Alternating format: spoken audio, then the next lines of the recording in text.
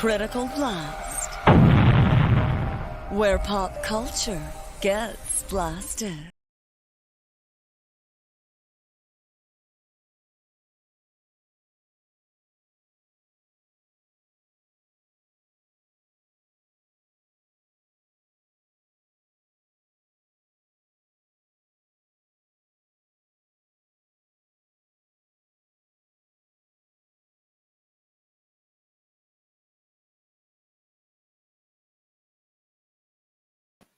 And good evening. Happy start to the new week. It's a Sunday night. I am RJ Carter, Senior Managing Editor here at criticalblast.com, where pop culture gets blasted. And we are delving once more into the world of crowd-funded comics.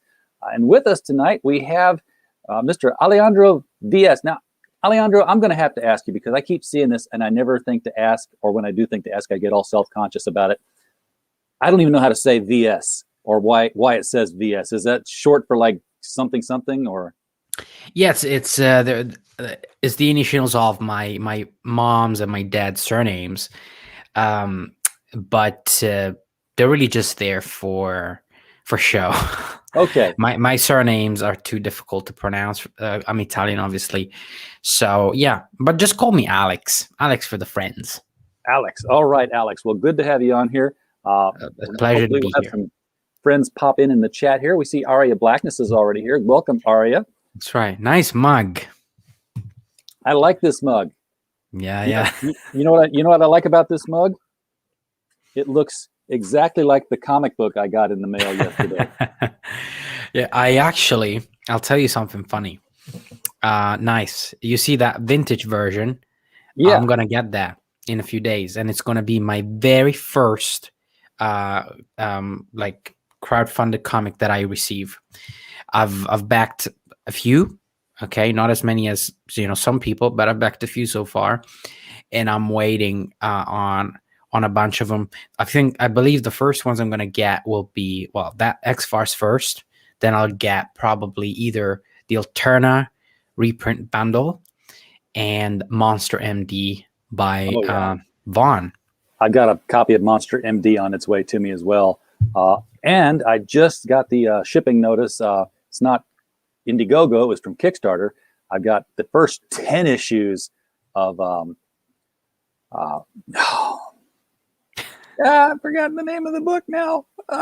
Miskatonic High. Which is I was trying to say Cthulhu High, and I'm like, that's not it. Katana High. Yeah, Miskatana High. And it's all Lovecraft.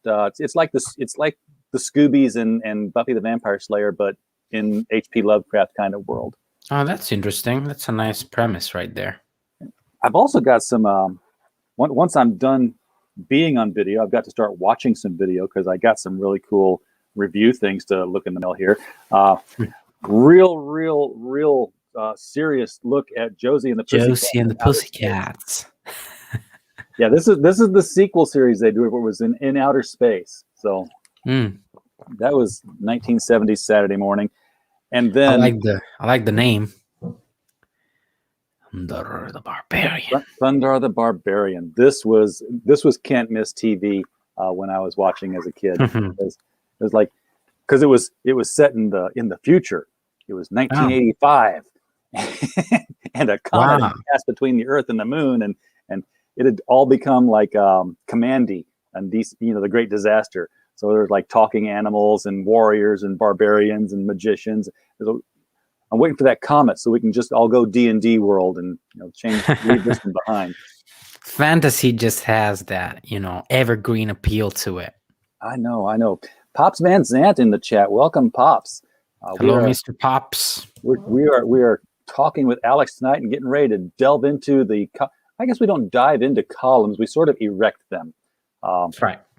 So let's erect these columns of creation. I'm going to share the screen here, which all that time talking with you before the show, I didn't bother to get into doing. Excuse me. There it is. So for everyone looking at this green line here, we are at $3,400 and change of what's almost $15,000 that needs to be raised here. There's another 30 days on top of this. I want you all to pretend that there's not. so that we can just get this thing done in 14 days. And then the 30 days after that should just be like, Alex gets to breathe time, Right. and gets to, see this thing come true. So, Hmm. uh, I guess before we dive into it, the best thing, do we play the video? That's going to be the elevator pitch, right? I suppose. All right, well, let's throw that up there and give it a Let's spin. do it.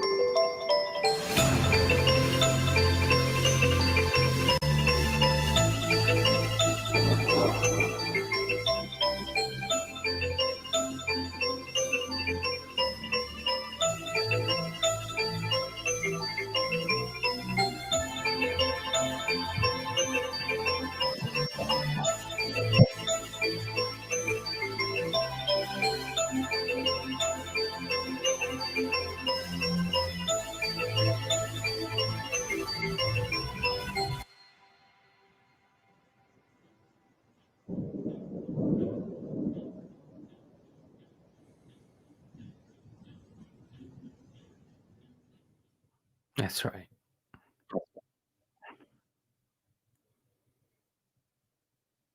You muted yourself. Yes, I did. I do that when I play the videos because I don't want to talk over them. All Uh, right. that's a very nice teaser where you don't have, an announcer voice over it, everything. You just let people read the Hmm. very short blurbs. So it's like bullet points, gets right to the point. Hmm. They are, these forces of creation, and they've been watching us. I'm curious. I'm always curious about this kind of thing. This Terra-centric view of the universe, because they're creating all the planets all over the place. They're Hmm. they're universal. Uh, what is it in your world that makes human beings so unique and so enviable to the cosmic celestial beings? Right. So, oh wow, you're a few seconds behind. Oh Um, wow! no, it's nothing too bad. Well, someone else asked this question actually, which is a very good question. Um, Here's the thing. Mm, in real life, and some rules apply to this comic, right? In terms of, let's say, um, the idea of evolution still applies. Hey, genuine comics. So what happens is the comics of creation create a world, and then they don't create people or animals or whatever on those worlds.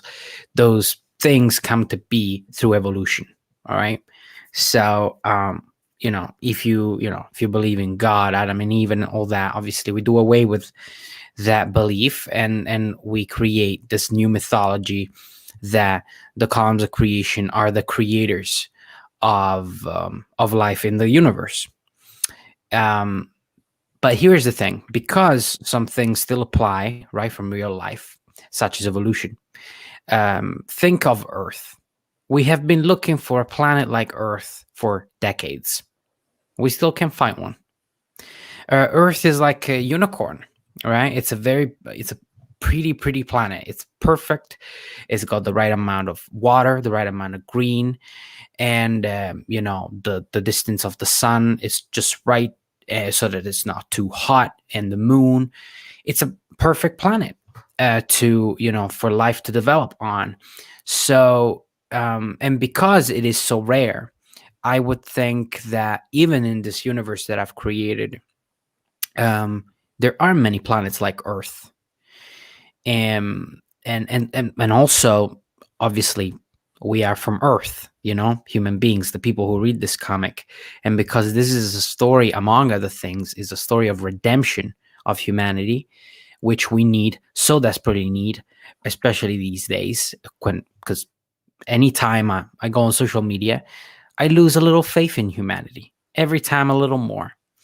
And sometimes I gain it back, but we need stories like Columns of Creation to help restore that balance between disappointment in life and also the beauty and the wonder of fantastical tales that keep our child selves alive, right? So I suppose that's why also it takes place on Earth, because we are from Earth and we are kind of the silent protagonists of the story. Okay. They are, of course, cognizant beings themselves, which, Mhm. you know, and eternal in a sense. I mean, they've been around since, the Big Bang went bang. I would guess. Or So do I they can have an tell you that. origin? I can tell, yeah, they do have an origin. So this is how I explain it. And if we get a chance in future volumes, this will be in there, will be illustrated and everything. So at the beginning of all things, right, there was nothing but an empty void. And time and space and paradox came to be. Time and space are the parents of the columns of creation. I have drawings of them on my Instagram. And Paradox is the villain of our story. But at first, he's not a villain. He is the first being. So these three beings are called the Holy Trinity, and they are the only beings in existence that have come to be spontaneously. All right, no one made them; they just came to be, and they are essential aspects of reality. You have time, you have space, and of course, as soon as you have time and space, you have paradox, right? A singularity, basically. Yeah. And so time and space found each other after roaming this empty void for a while, and they made love. The first ever love that was ever made, and from that love, the columns of creation were born. 7 twins that look different, born a few seconds apart from each other, embodying the very elements of nature, and so that's how they come to be. Basically, that's their origin story. There's more details to it, but that should answer your question, I believe. Yeah. So time and space basically had a Big Bang, and out of that came these septuplets, the columns of creation. It's interesting you got 7 of them too. That's correct, right? That's right. Yeah, because I'm thinking in parallel that Neil Gaiman also had 7, the 7 endless. That's right. So it's a good number, and it's a good grouping.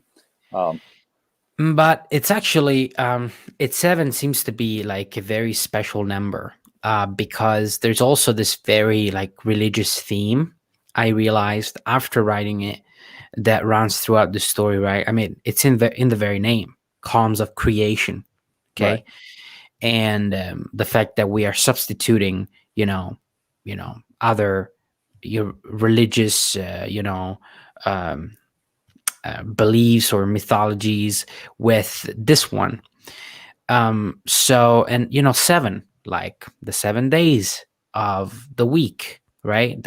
How long it took God to, I don't remember the whole thing, but if you're fans of God, then you know exactly what I'm talking about. Yeah. That's right. I So mean, and it's not like you're putting this out as some sort of a treatise anyway. This is a comic book mythology. You could just as easily, we're going with the story of, Ymir the great cow licking Odin, Vili, and Ve out of the ice, and then they're going to create the earth after that. Right. No, it's totally made up, and it's a total escapist entertainment, of which again we are in dire need. More than ever. So one of them gets the idea that says, "Hey, let's go down and walk amongst the mortal men, and see what life is. What life is like, because they've got to somehow become mortal themselves. They can't just walk around in their fire and lightning, and they've got to be able to somehow make a body for themselves or inhabit a body. I don't know which direction you're going with that." Man, I love your questions. They're really great questions. So fire is the catalyst of the story. The guy we're looking at, he's the guy who goes to his siblings and proposes the idea to them. But really, everyone feels that sense of that lack of something. They don't feel accomplished, right? Because they've spent eons creating things in the universes, right? Universes themselves. So it's a very lonely job. It's almost like it's almost like I'm talking about being a writer or an artist. It's a song to creative endeavors, really. How we long for to be out there and to regain our lives with our loved ones or friends or what have you. But we've got duties. We've got duties to attend to, and that's what they do, and that's why they come to Earth. They take a vacation, okay, and they are shapeshifters, so they can mutate their bodies at their leisure, and so Okay. that's how they become humans, and they fully transform, including inside their organs and everything. Yeah, I can imagine the frustration that beings like this would feel because, as you said, it's eons. It's like time immemorial. And to feel so unaccomplished, and then to look down and say, these little ants, they live for they spin around the sun 70 times and they're done, and they feel accomplished multiple times in that short little span of having done so. So I can see that as an attraction of why they would want to come down and say, why do they feel this way? Why do they have these? How do they live? How do they get things done? And why does it feel good for them? Absolutely. But when you say these little ants, obviously that sounds like something Loki would say. But because I've had a bunch of people, assuming that these, beings would act like the gods that we're accustomed. They are very humble beings. When you are in that state of mind, I would assume you are not cocky. You are actually quite, you're depressed in a way, in a manner of speaking. And so they actually admire us, and some of them have encountered sentient beings before, and Dark in particular, the guy with the horns, he's been on Earth before during the 1800s. Okay. Right. His ages. So was that? His ages, maybe. That's right. And so, I mean, they're quite humble. They don't see us as ants. They see us as just like something, creatures that were able to accomplish great things without superpowers. Now, you mentioned how humble they are, but there is another creative force walking the earth, and that's the paradox, which sort of more of a Titan level creator, if we were to go with like the Greek Titans and gods comparison there. Why in the world is he? What has drawn him to Earth? So if you scroll down and stop right at the first image, we can see paradox, and there you go. So I've recently uploaded this image. This will be colored and will be added as a perk. It's going to be a print, and to be honest, I can't wait to get it myself. And I think I actually might also upload it as like a digital file if people want it as a desktop wallpaper, because I definitely want it. So Paradox is so he comes to Earth. It's really quite interesting. Some of these things I just wrote because I had an idea, and then later on, I realized that there was more to it than what I had realized at first. Paradox comes to Earth out of the same exact need to experience something more that the columns of creation have. For the first time, well, not for the first time, I'm sure there's other villains out there, but usually the villain and the hero, they want the same thing, right? And the hero, the villain is, wants the thing, and the hero is trying to stop the villain from getting the thing. But in this case, you have two opposite sides that come to Earth out of a need to belong and to experience life and to make a family for themselves or whatever.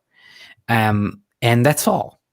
But then something happens, right? Something happens with Paradox. He has a family, he has a wife, he has a daughter, and his name is Ezra Hempel in his human shell. And something happens that will change everything for them. And the columns of creation will find themselves having to protect humanity from this being, which, by the way, is immortal. Paradox cannot be killed. Okay, now you said daughter. Now, when Time and Space had a child, those children went on to do really, really great things. Is this literally his daughter, or is this like a stepdaughter kind of thing? I mean, she would be the literal child of Paradox. That's right. She is the child of Paradox and of his wife. So we'll see. Okay, so there are secrets in this. I can tell I've tapped into something here you don't want to talk about without revealing things. That's good. That's good. There's stuff there to discover. Do people know? Do the humans know that something's walking among them? I mean, not necessarily Paradox's own wife, but but she of all people should be the most likely to know, I would guess.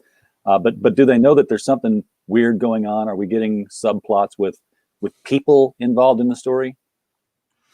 Man, you're just so good. I read comics. All right. Well, let's see. We have a detective in the story. Okay, that let's just say that when they come to Earth, they will do something of illegal nature, just to start things off nicely, like because of why not. And but of course, when you read it, it makes sense, right? They don't have a choice. And out of this event, this character gets involved, who starts basically investigating the case. So definitely yes, but also we have other human characters. The human characters are very important because, like I said, this is amongst other things a story of redemption of humanity. So the human characters are avatars, and they represent us. So to me, it was very important that they were very good characters, and they're all men. It happens that they're all men. And I actually am quite happy about that, because we need more, positive, male representation. Role models, yes. That's right. We need more of those for young little boys growing up. Do they all have hair colors found in nature? Yes. Okay. Good. Yes, they do. So let's see. Obviously, this is the first volume. I am planning 4 volumes of this thing. And, if we are lucky enough to get to volume 2, we will get to experience a very different story. Well, not volume 2, I'm sorry, volume 3. Because volume 2 sort of continues the events going on in this volume. So in volume 3, this is not a spoiler, obviously. This is going towards a fight, okay? Columns of creation versus Paradox. Right. And of course, an event like that. Now, this image that you see here, not necessarily from the book. Okay, it's just an image to showcase his devastating power. Okay, but after the events at the end of volume 2, humanity will become aware of our hero's presence in our world. And so that's going to be interesting to see in volume 3 how they navigate that and the social repercussions of mankind realizing that there are literal gods walking among us, and how are they going to react, both the humans and the columns of creation. How are they going to react to humanity and vice versa? So yeah. All right. Well, let's take a look at some of these tiers here. You've got the featured tier, which is $50 US, in which you get the PDF, you get the black and white comic. Now, is the comic black and white, period? So the comic, the regular comic is in full color, all right, as we will see down below. But I'm also offering a black and white version with this tier because I'm a fan of black and white comics, manga, what have you, and I know a lot of people are as well out there. So this is the only way to get this black and white comic book, and also you have the PDF, and you have the trading card of Earth, which is also the only way to get this trading card, which you want because there are many trading cards that will be unlockable throughout this campaign, and they all look beautiful. In fact, I have a sample right here if you want to. Let's give you full screen so you can take a look at this. And by the way, when you say trading card of Earth, we're not talking about the planet as seen from out in space. We're talking about a literal one of the 7 characters is Earth. That's right. Earth, one of the columns of creation. So yeah, so this is what they will look like. Now this is matte coded, which I'm not a big fan of because it deems the colors down. So the final card is not going to be coded in anything. It's just going to be a nice, regular trading card. They are rounded on the edges. Okay. They have, your usual thickness, nice and sturdy. And this is what they look like at the back. Oh, very cool. Yeah. So I am very proud of them. Now there's some text under there. Is this just a collectible card, or is this part of like a game system that? No, it's just a collectible card, and it's got obviously the character, the name, then it's got a brief description of the character and a quote from them that should really summarize their personality. Very cool. Very cool. Mike is in the chat. Thank you for showing up, Mike. Yeah, don't pay no attention to that YouTube counter. That it's going to look low. We're one of the most, the most widely watched small audience channels out there. Everybody comes on and talks to us. Nobody watches. It's okay. It's okay. I suppose you get a lot of here. watches on replay. We apparently do. The thing is, it's like 7 o'clock at night. It's prime time, so to speak, over here. Everybody's streaming now. Everybody's got a live show. And initially we were all like, okay, what night are you going to be streaming? What time do you stream? Okay, then I'm going to stream at this time. It's like, I'm sorry, there's more than 6 of us. So we are going to step on each other now. And we just have to quit caring and realize people are going to bounce around. Yeah. And I'm gonna add myself to that collection. We've started with Vinny Tartamella. Yeah. On Thursday on his channel, and every week on every Thursday at 4 p.m. East, we're gonna bounce back and forth. So this week is gonna be on my channel, and then the week after on his channel, and so on and so forth. And then every Wednesday at 4 p.m. East, I'm gonna be on my channel with Anthony Gambino, which is just another awesome artist who's hangs out in the Alterna chat. So yeah, I've heard of him. So he seems like a good guy from what I've seen. So yeah, he's nice. He's nice people. Most people are. I found out in this community is the assholes stand out because of the virtue of everybody else being so nice around them, I guess. That's so true. That's so true. So I'm going to skip the flaming. Well, I won't skip it. I'll do it right now so I can get down to this piece of art here. This is the flaming head sketch, and this is for $7. You're going to get a 5 minutes, a trading card size. We're not. I'm not seeing it. That's because I'm not sharing it. Because I gave you the full screen earlier, and then I brought you back with a different button. All right. And thank you, because I'm looking this way, which is no problem. and I get it, man. $7, you're going to draw a card, and that's it. That's what they're getting for $7. They're getting a card. That's right. And it's going to be.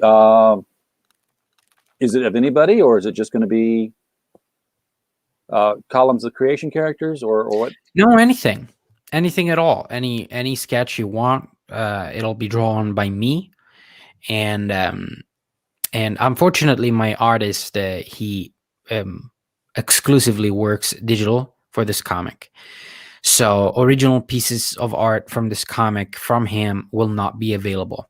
Sure. But there are pieces available from me, things that I've drawn that I'll tell you in a minute. So these will be drawn by me and will be anything people want. And it's so cheap. Good Lord. I feel like I should up the price a bit. Absolutely. It's a very cheap price for original artwork from a creator. This is the picture I was trying to get to here. This is, of course, all 7 of the columns of creation. Mm-hmm. So this is the Earth character I was talking about earlier. Yeah, that's right. Huge, hulking, ego of the planet kind of thing. That's right. And then you got can you just kind of walk us through who the characters are here? Because I know them, but our audience. Right. Well, I mean, hopefully they're pretty self-explanatory, right? So you've got fire on the front, right? Right. Then you've got light on the left. Then wind right behind him. And then you've got water on his left, right? Then in the middle, we have dark. Then we've got lightning on the right and earth at the back. Okay. So I know that they're all pretty much born at the same time. They're septuplets. But is there any special relationship or sibling rivalry or enmity between light and dark? Because by definition, they're opposites of each other. They. So again, I really love your questions. You asked me some of the best questions I've been asked in so many streams I've been on. So, hats off to you. Now, actually, there is a rivalry between fire and wind. Okay, and it's deep-seated rivalry because fire is the leader of the columns of creation. What makes him the leader, how you know that, are the tattoos under his eyes. Okay, so some people have been asking me, is that just his design? No, that is the symbol of the leadership. The column, the leader holds within him or herself something called the mark, which is like a shape, like a sphere. It's like an artistic representation of the multiverse. Okay. It's a sphere, and the leader holds it inside his chest for safekeeping, and then it manifests on his body with tattoos. Now, in Fire's case, this is what the tattoos look like, right? So if someone else was was the leader, then the tattoos might be different. So wind is a natural born leader, and fire is not. Fire is a very unlikely leader, and he's been going on escapades on multiple occasions, abandoning his post, so to speak, because he is depressed. He's got this like existential depression, and obviously they don't have a word for it.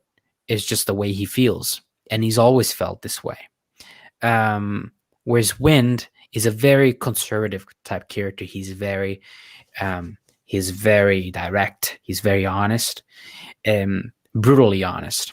which obviously doesn't help him with his social relations. And on the other hand, Fire is very, he's very likable. He's very sad all the time, and Yeah. people just want to help him. So there's definitely rivalry there, mostly from Wind, which is quite tragic. But Wynn's got that haughty look about him in the image there. So he can... That's right. He looks like the genie almost. And but actually, interestingly enough, Dark and Light are best friends.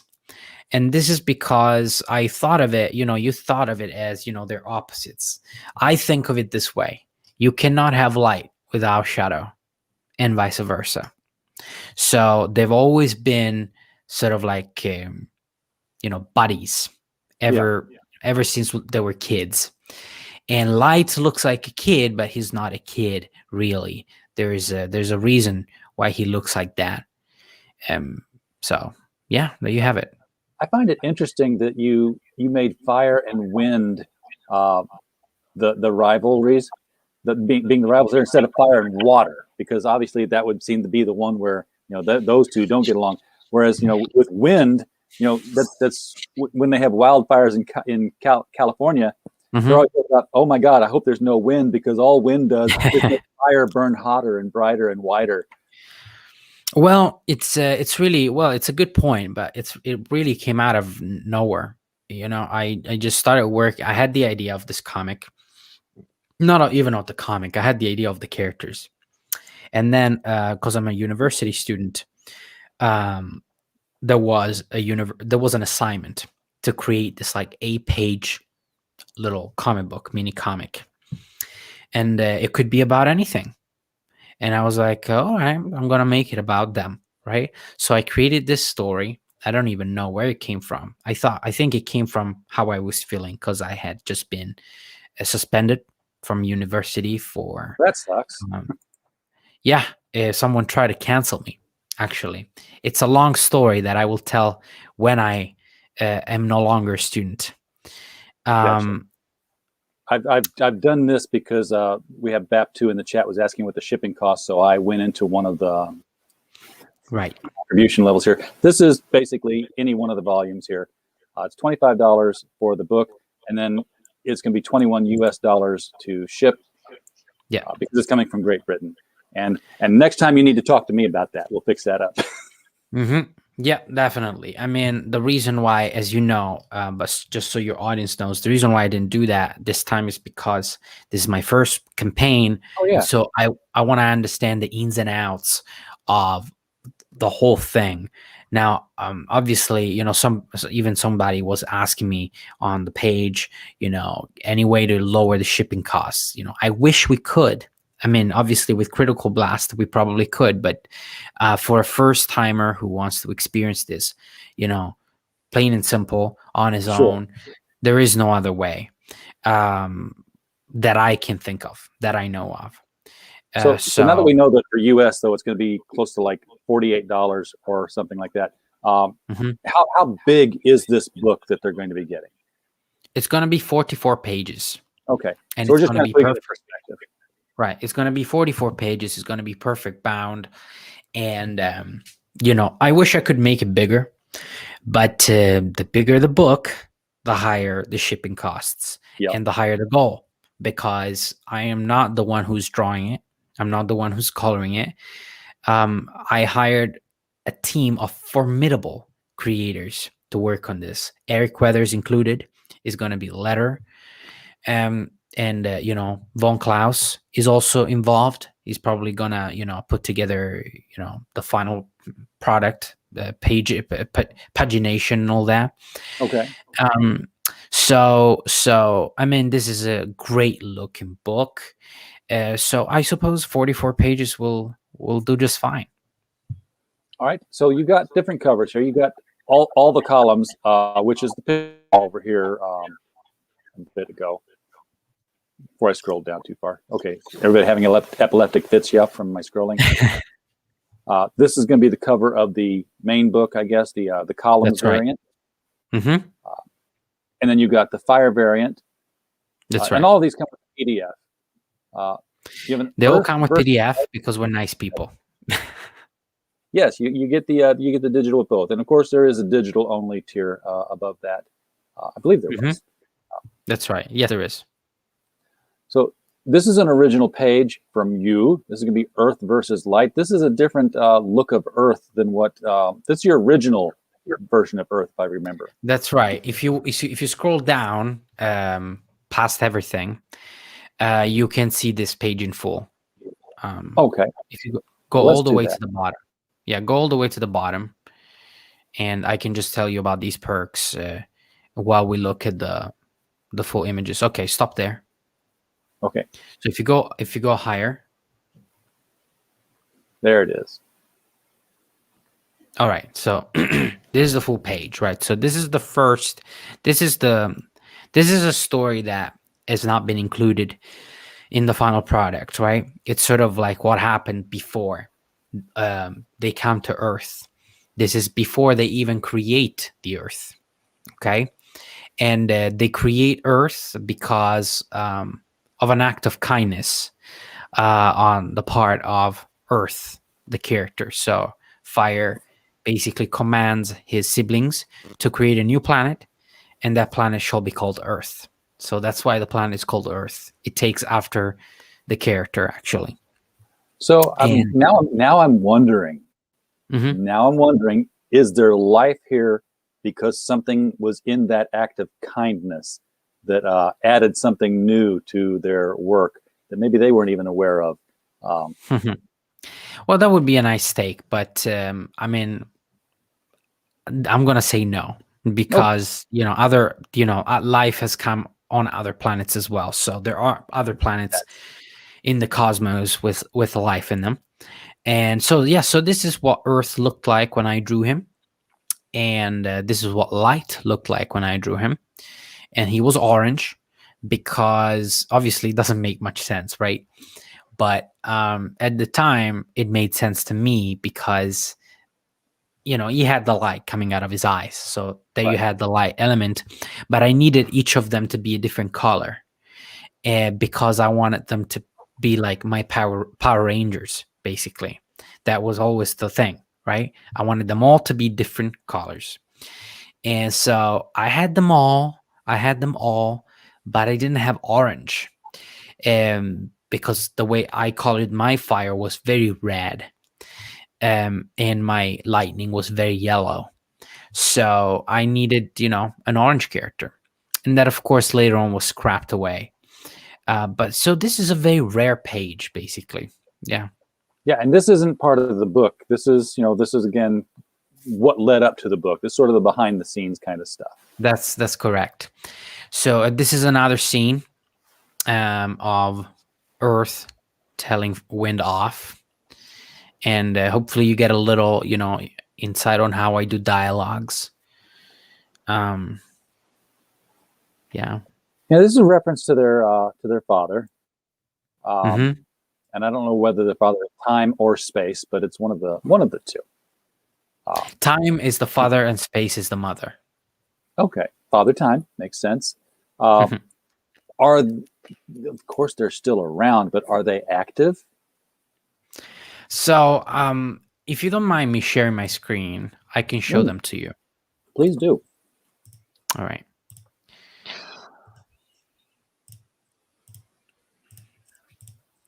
All right. So this is time. Ah, All right. I made him out of the what are they called? The engineers from the Alien universe. right. Aliens. Yeah. Um. So yeah, that's time, and here's his wife, Space. All right. And are they active? So let's put it this way. Uh, these are two characters that work in the shadows. Okay. They work in the background. They run things. Think of them as a code. All right. Like every image you see on your screen, what we're seeing right now is being translated into a code in the background. We don't see it, right? Right. And so that is what they do. That is what they are. It's the code behind everything. And so but they will have roles in the story, and you know, Space in particular, her actions will be will cause something very, very important to happen in the future, and Time is involved in the rivalry between Wind and Fire. So he's a very pivotal character. I'm guessing that they would have to Time and Space would have to at least be each one equal in power to Paradox. Yes, they're all equal in power in the sense that they, you know, they're well. I mean, here's the thing. Their abilities are different. Okay. Yes. I mean, Time is time. I mean, it is time. So it's kind of hard to to go beyond that. And Space is space. Paradox is Everything they're not. yes, Paradox is more of a, it doesn't just embody so Paradox is the embodiment of black holes. I don't think I've mentioned that before today. And so he doesn't just embody black holes. He also embodies the concept of paradoxicality, if you will. And so whatever that means in your head, you're probably right. Okay. Okay. He's, the paradox, the singularity. That's a place where time has no meaning, space has no meaning, because it's stretched out to infinity and infinitesimal. That's right. That's right. You know the gist. Yeah. Which is scary. It is. Um, And I'll tell you another thing that can deepen the mythology of this character. So, as I've mentioned before, Time and Space, when they came to be, they were roaming this empty void until they found each other. Paradox didn't find them. He didn't find no one. He wasn't as lucky. Okay. So Time and Space found each other. They made love, and the columns of creation were born. They created life, and then their children created more life to span for ages. But Paradox wasn't as lucky. He didn't find anybody. He roamed an empty void for a very long time. And so that's where his desire to form a family and come to Earth and experience life comes from, very much like the cons of creation. That makes perfect sense. He's lonely, and he's found sentient beings here with Earth. So, if he wandered all this time and found nobody, then he's never encountered the columns or time and space. This will be the first time that he's encountered somebody who's actually anywhere near on his level. Mm-hmm. So in the comic, when the characters encounter Paradox, they're like, "Oh, it's Paradox," right? So they know that he exists. Yeah. But yeah, I would say they've never met each other. In the past, I've actually said during another stream that Paradox, at Time and Space, used to be friends a long time ago, right? Okay. And a lot of what I'm saying, as long as it's not on pages, can still be changed. Okay, so but I mean, I'm pretty sure it's not going to change, but it could. This one could, because I'm happy with the fact that he roams an empty void for ages and finds nobody.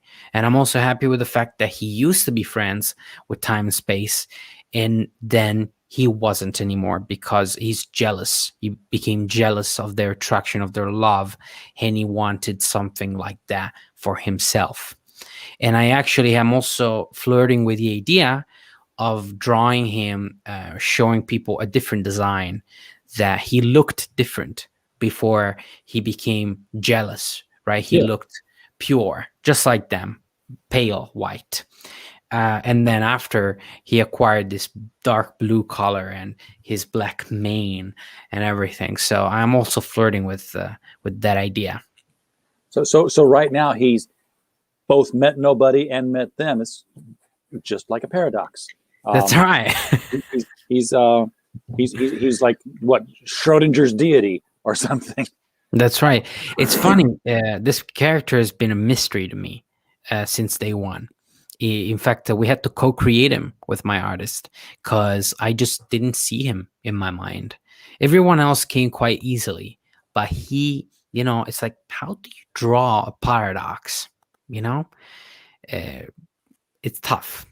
And then, I gave my artist a bunch of suggestions. I sent him some concept art that I saw on Instagram, and voila, we came up with pretty cool. I would say the coolest looking villain in CG.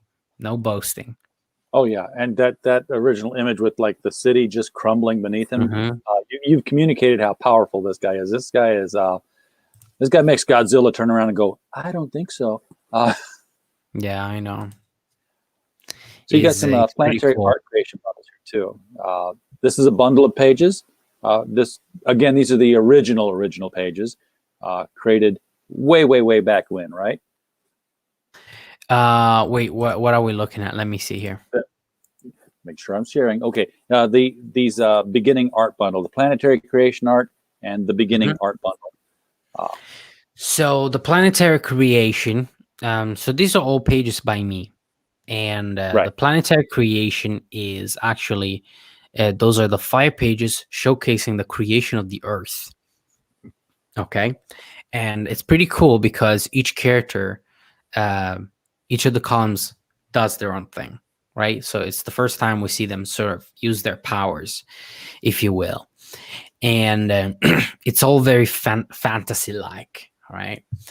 And so yeah, that's the never before seen stuff right there. And then you've got the ones below the beginning, which is basically those are the pages that are on this very page on this campaign. So the last one it was discarded. It's no longer part of the comic because I found it redundant, but originally it was drawn by my artist. It can still be found on the website columnsofcreation.com. And so those pages in the beginning art bundle, those are the pages that my artist drew and that are on this website, but drawn by myself. Those are the pages he used as a layout, essentially. He redrew it from these. Okay, makes sense. So you did the layouts and then he redrew them with his style. And he's done a great job here. I mean, this guy, he's getting food all over his mouth, but he's enjoying that hamburger. And it's obviously when you can enjoy something that you make a force of creation want meat. He's licking his lips. He's like, I want a bite of that. What's that like? And that's right. Imagine what he's thinking as he's peeking in on these people. That's right.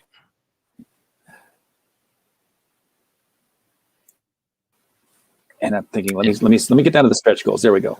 So these are the cards you showed the fire demo card, and we know that the Earth card is only available through that first featured tier. But when you get to these, throw the other cards in. Yeah, so every $500, once we hit 15,000, is going to unlock not 1 but 2 trading cards. Who gives you a deal like that in like Indiegogo? Who? Yeah. Like even the perks are so cheap. It's like crazy. So you got 1, 2, 3, 4, 5, 6, 7. This is the featured perk, and then the sign up. Oh, you had to sign up to get this one. That's right. To get the paradox card. So that would gives you the total of 8 cards. If you signed up and then you got the featured perk, then you would be the only person. Well, you'd be one of the people who'd gone the only way to get all 8 cards. That's right. If you're a collector, the paradox trading card might be a very rare item. Yeah, absolutely it will be, because I mean, the sign-up's over. You had a finite number of people who signed up on it. Yes, I had 199 people. That's pretty good. That's 199 is a good list to work off of. I think so. Thanks, man. Oh, there's. I was reading the balloons out of order. I'm like, what the? Okay. I was like, watch your tongue, boy. Okay. This was out of my way, and I was like, tongue, what? That made no sense at all. No. Let's not go to those places. No, let's not. We've already lost one CG artist this month anyway. We don't want to lose another one. All right. I think I know what you're talking about. Yeah, the only campaign I've ever backed that I would know I will never see the book. Is it the one with the cowboy thing? No, it's the one with the motorcycle, the girl on the motorcycle thing.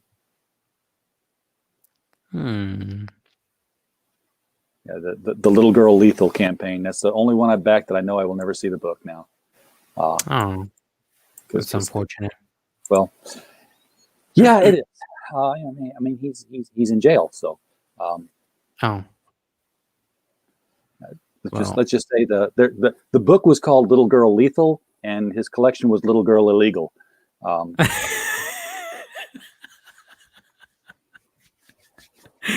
Oh God.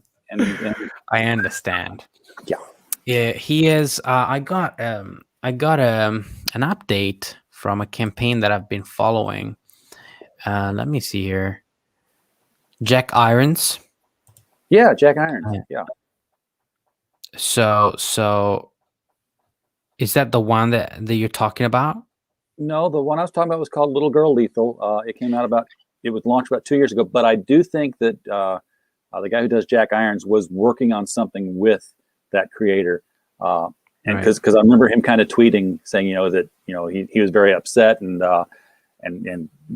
upset that he'd been basically led on and didn't know that this guy was like this. And, but I mean, to be honest with you, I don't understand what the problem is. I read his update and he was really upset, blah, blah. It's like, oh, if you want a refund, why would people want a refund? I mean, well, because, they might not want something that was done by that person. But I understand, but you mean it's the same concept of separating the artist from the creation that we talk about all the time. I mean, we preach to people about it, and then we go and do it ourselves. Yeah. I mean, it's done. That's it. It's done. I mean, this person might be the biggest piece of trash in the universe. Maybe he was still able to create something worth contemplating. I don't know. I mean, should we just get rid of Michael Jackson? Should we just stop listening to his music because there's a chance that he was, what a lot of people think he was? I don't think so. It's obviously there is space to have a conversation about something like that, but I think ultimately we should be able to separate the art from the artist. I think everybody ultimately has some sort of a line. Even the people who say, yes, this guy is, super conservative, but he's not a Nazi. Separate the art from the artist. And then, they preach that, but then some guy shows up like this guy who's, collecting, pictures that he shouldn't collect. And then they're the ones who are saying, hey, I don't want anything to do with that guy's art, because now they've reached the level of line where they, some people cross that line way too low. And then some people have a much higher line that's got to be crossed. And then some people have no line and can just purely compartmentalize stuff. Yeah. I think I'm that. I think I'm that guy. I think I can just compartmentalize everything. Unless, of course, like you hurt my family or, I have a personal involvement. You've got a line. I suppose I do. Everybody's got one. I can't think of anything else that we haven't covered on this, but I mean, I was really enjoying your, plot-driven questions and questions about the world and the characters. Well, that's I'm a writer, I've got to get back to that soon enough. Now I've got some ideas swirling around. I've got to get that next Remo Williams, the Destroyer novel, cranked out. So that's the kind of stuff I think about. I see all your characters. It's sort of like you come on with all your characters on my show, and I'm like, I got all these Lego minifigures or action figures here in front of me now. And you've explained who they are, and I'm like, oh, do they connect like this? Do they interact like that? Do you have a lot of characters in your story? I have 3 recurring characters in my story. And other, obviously, acquaintances. Yeah, no, it's the 3 of them, and then everybody else is either like victim, villain, or side character, Right. who you'll never see any of them again in any of the other books, usually. So how do you deal with them? Do you have them hang out together at all times? Nope.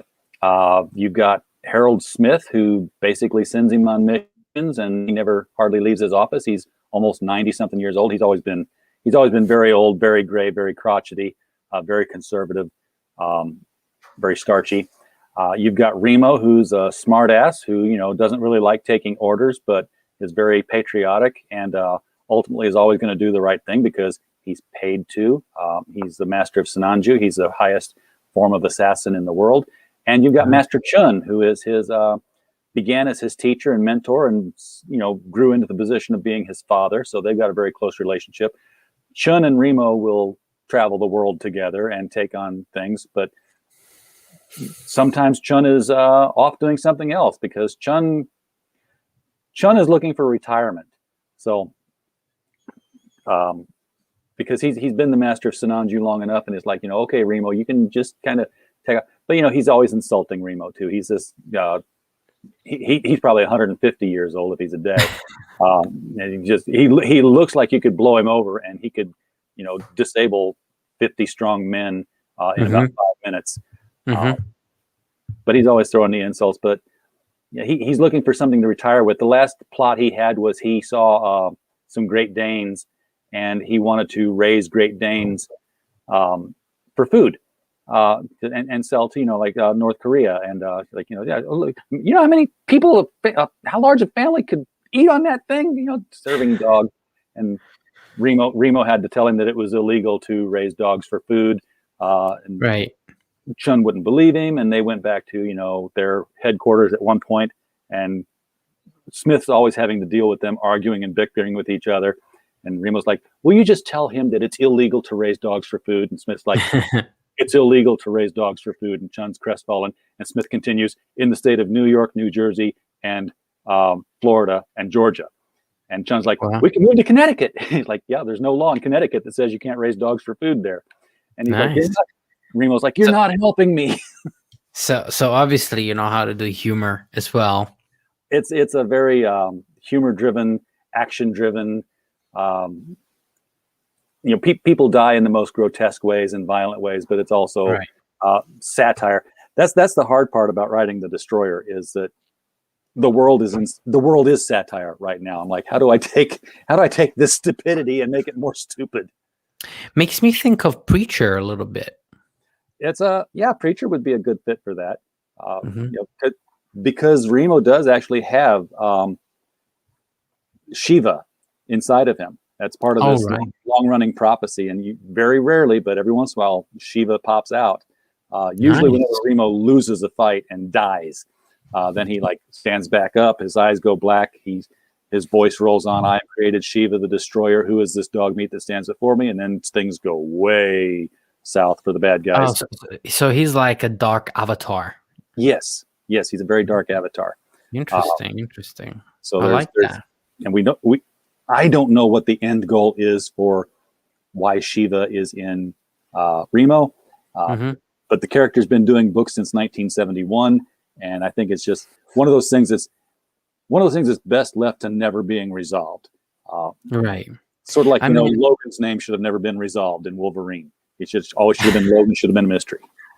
Yeah, I mean, it's interesting as a writer. You don't always know where you're going, right? I mean, when I created these characters, over time, I developed their personalities. Some of them I knew right out the gate, and I have a vision of where I want to go, but it's a very broad vision, Yeah, right? So I know how I want the ending to be. I have a few flashes of I want this scene to happen and that scene to happen, but how we get there, it's up to them. yeah, And the way that they get to those points is dictated by their personalities. uh, I would never force them to say or do something that is out of place, unlike certain professionals in the comic sure. book industry. Yeah, well, that's it kind of reminds me of how Neil Gaiman and Dave McKean uh, used to work together when they actually worked together, collaborated story wise. I mean, Dave was drawing covers for Sandman, obviously for forever and a day, uh, Mm-hmm. but when it came down to doing story, uh, I think Neil kind of drove Dave nuts because Dave was very methodical. Let's do the plot summary. This chapter is going to happen this way, and this is going to go this way. And he's like, and Neil was sort of like, let's throw these characters on the stage and watch what they do. But Dave McKean didn't he didn't do any inside pages, I believe. I wish he Not for did. Sandman, but he did for other things. And I Yeah, can't he did. recall what Yeah, he did. for Hellblazer and stuff. Yeah, But I mean, man, that's a comic waiting to happen right there. yeah, Hopefully. yeah. And you talk about their personalities of your characters. One of the writing exercises that I used to do whenever I would have characters to really get to know them is you sit down and you interview them. And you ask your character a question and you write the question down, and Mhm. then you write their response to that question, and you You just see know, what kind of comes out of them. in volume 3, if we ever get there, because the characters are now unknown to people, they actually there'll be a scene where, let's say, one of them is invited to a talk show, you Oh, know, cool. and so you have a Dr. Manhattan type scene, Yeah, okay, where the character's been interviewed, and imagine the kind of questions you would ask such a being, and how are they going to react. It's going to be interesting for me even to come up with who is going to be the one who will be going on such an interview, because according to who it is and who what his or her personality is, the response to the interview will be different, yeah.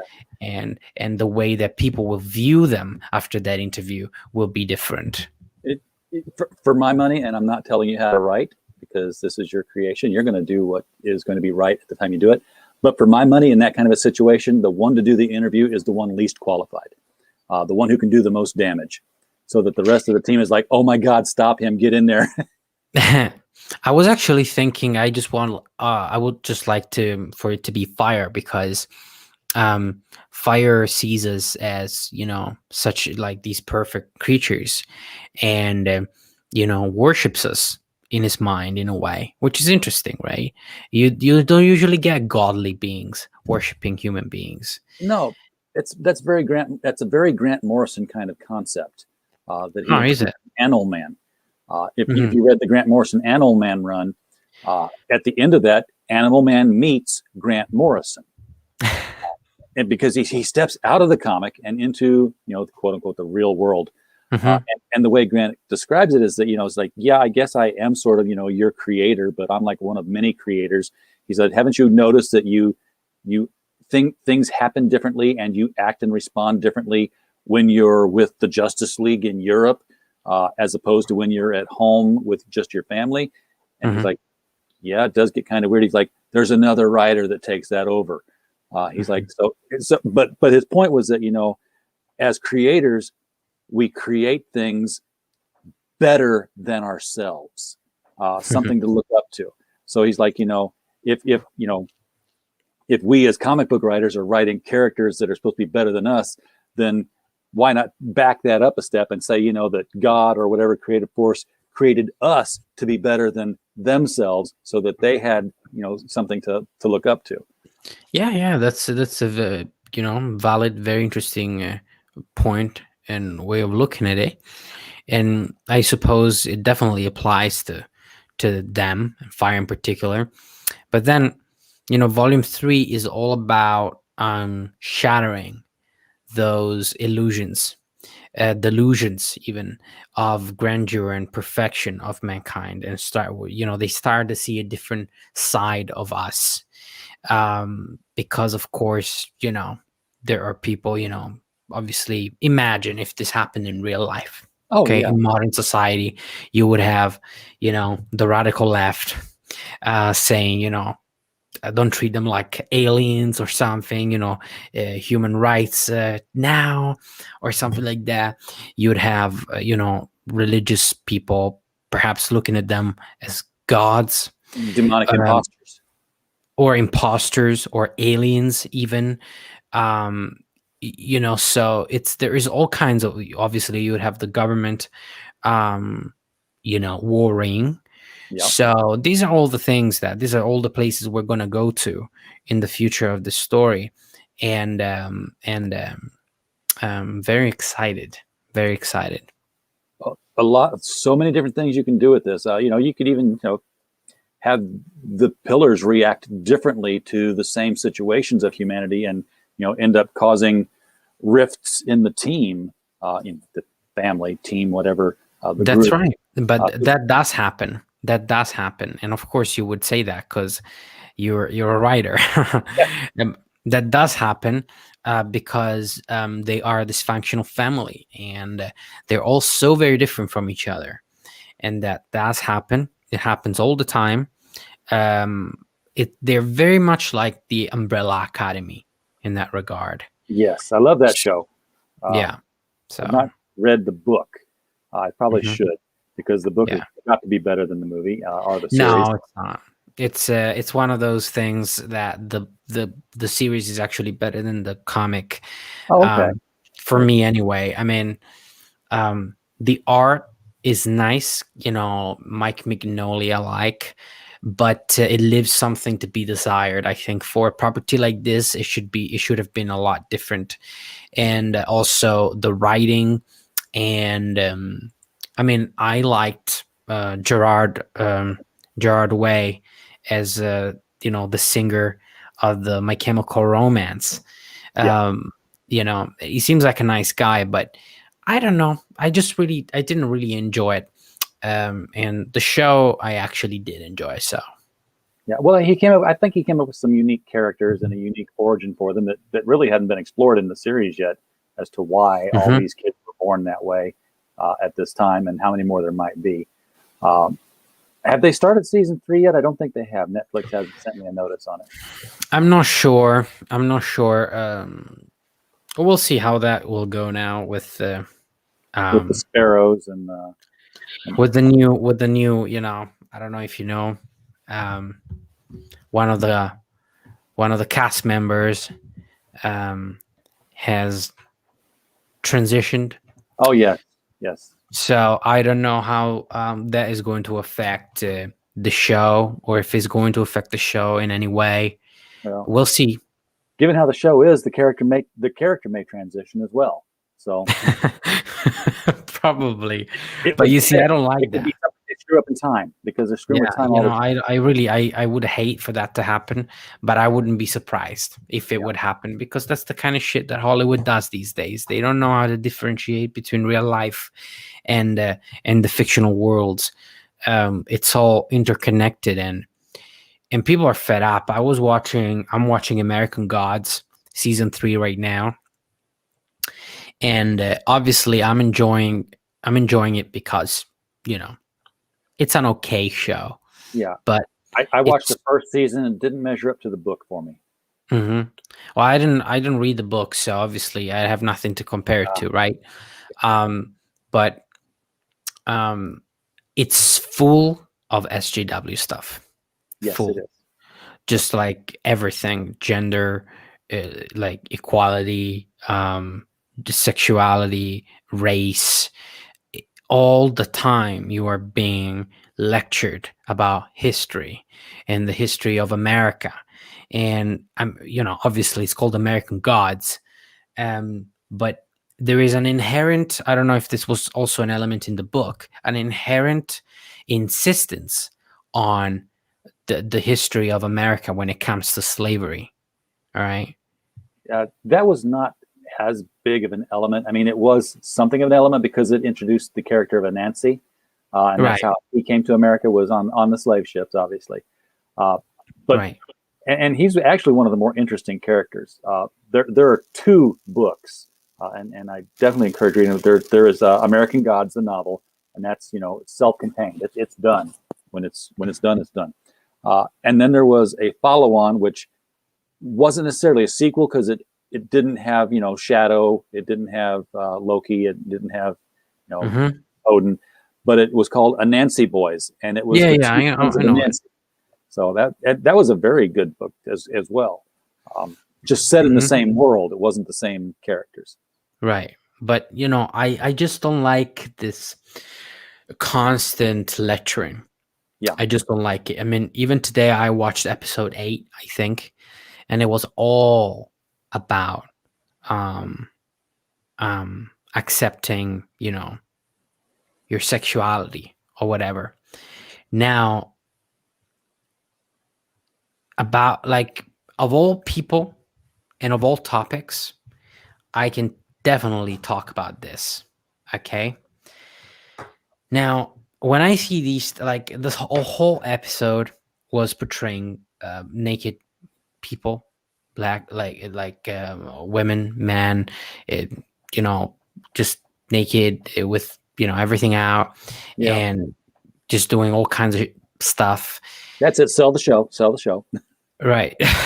But it's like you don't need to show that to talk about the experience of gay people. You not just have a nice romantic relationship that is not all lovey-dovey all the time, and it's just it's a serious, like a realistic relationship, a realistic Yeah, couple. Why yeah. can't you do that? Why can't you give me that? I think that Hollywood and comics do a huge disservice to gay people by almost always portraying them with rampant promiscuity. There's never hey, the two of us, yeah, we live together. We're Hmm. a couple. No, it's Hmm. always got to be we're in the parade and we're letting it all hang out and we're wearing feathers and we're going to the club and I'm going to slip off with Hmm. it. Riverdale is a horrible example of that because it God. has if you've seen any of the episodes, that Kevin Keller is gay. He's Hmm. supposed to be getting married to Fangs Fogarty, but he's always calling off because he actually likes going out to the local woods, which is a jogging path where random gay people hook up behind Yeah, trees that don't know each other. it's called dogging. Yeah, Yeah, I don't ask me. It's just popular culture. Well, look, here's the thing. Um, no, it doesn't matter, right? But Wind is actually gay, and well, how can they be anything because they don't have anybody to hook up with? well, obviously they will, right? When they come to Earth, Oh, okay. they meet people, and Wind falls in love with a guy called Miguel, and neither of them look flamboyant in the least. And in fact, Wind is a very conservative character, like I mentioned before. So, yeah, like you don't get that kind of representation in Hollywood, like a gay conservative, um, and so you get that here. But obviously, there's nothing gay about his behavior. Obviously, their relationship is important. It's a plot point. It will make things happen. It will put gears into action that will have you froze up. Am I frozen for you,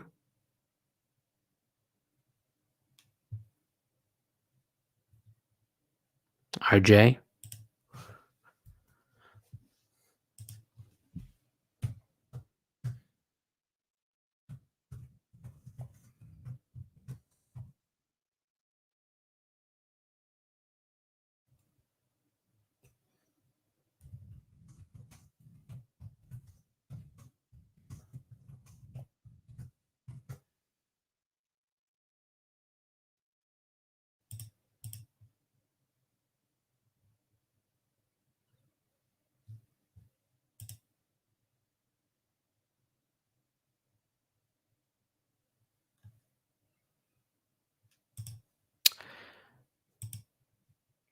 Guys, I'm trying to see what's going on here. I didn't realize that we're actually still live. Maybe his computer went off or something. Let's just wait a few minutes, yeah. What So, how happened? you all doing today? The internet just dropped. I was like, what the Right. hell happened? I had to reset my Wi-Fi card. So Mm-hmm. so I hope you continued on without me because you were still live. Well, yes, I only realized that I was still live like a minute and a half later.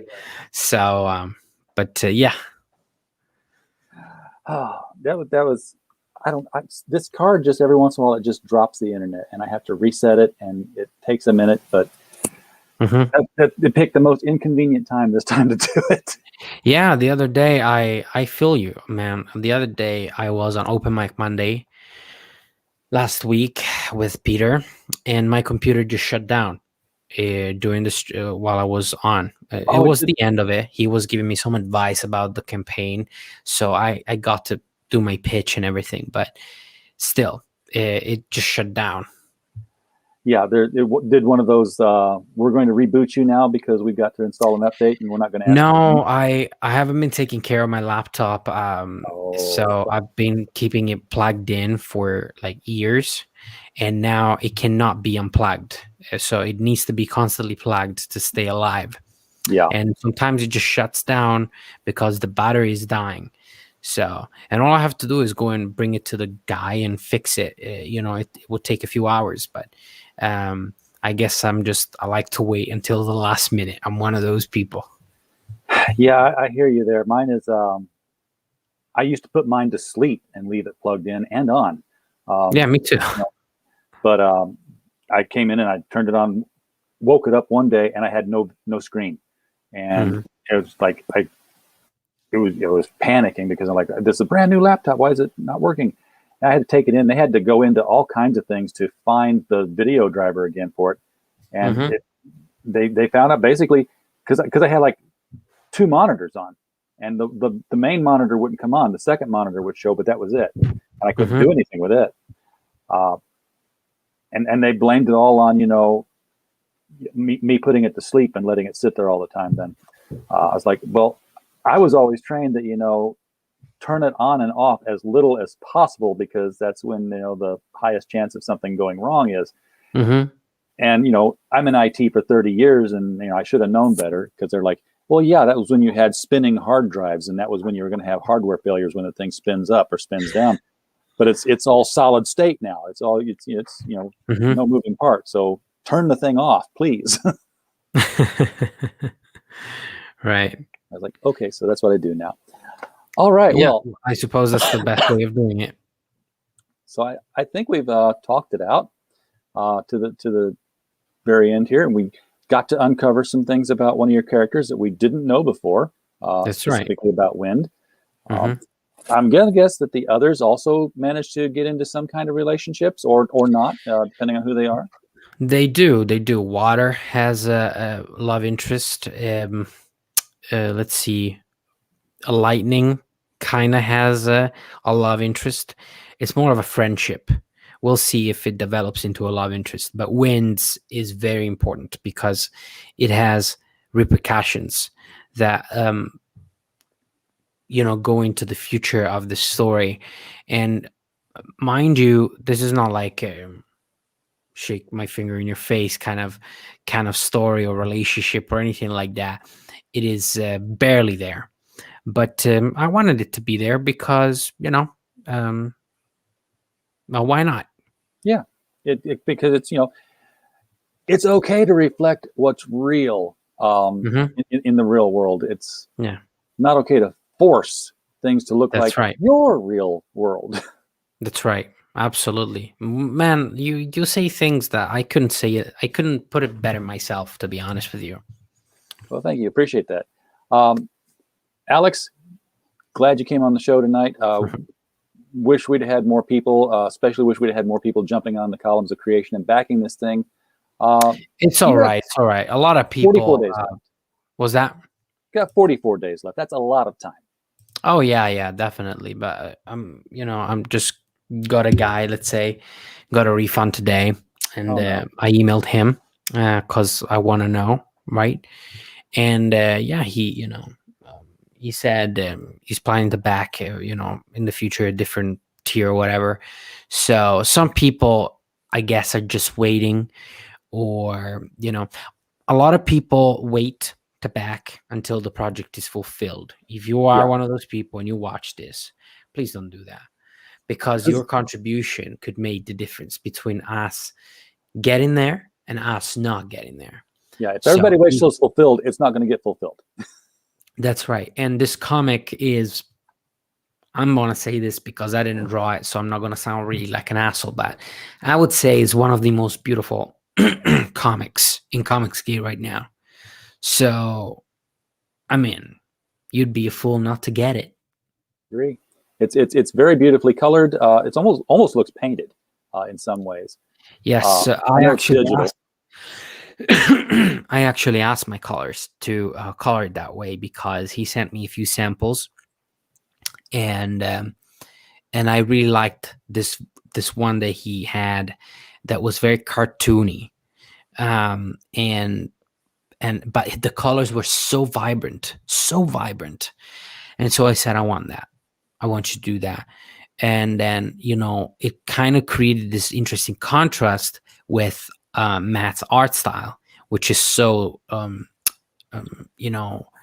it can be quite scratchy at times, and there's a lot of dark and a lot of blacks, Yeah. a lot of ink. He uses a lot of shadows. My artist. So when there is color, it really pops out because there's such a high contrast. That's right.